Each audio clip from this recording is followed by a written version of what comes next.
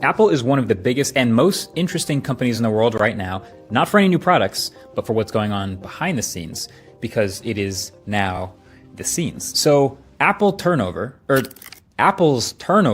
has made headlines for like the last week straight. You've probably already seen it on your feed. Tim Cook is officially stepping down as CEO of Apple this year to be replaced by John Ternus. And I normally don't cover CEO changes at companies, but a lot of you have been asking me about it, and I do think this one's really interesting in the context of the types of products we may be about to get as a result. So the full story is John Ternus, starting in September, will be the new CEO of Apple Inc. He was previously the Senior Vice President of Hardware Engineering.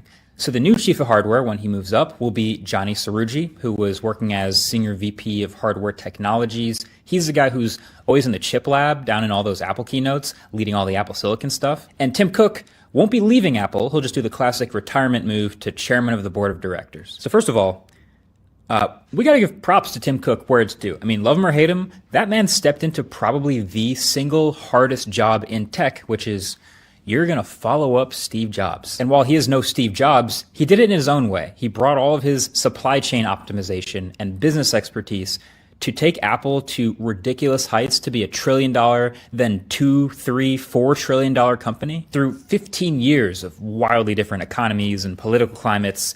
Investors love him. That was what he was always good at. But the number one question a lot of people have been asking me for the past week straight is like, all right, now what do you think? What is going to possibly change about Apple now that Tim Cook is stepping down? And it's funny, normally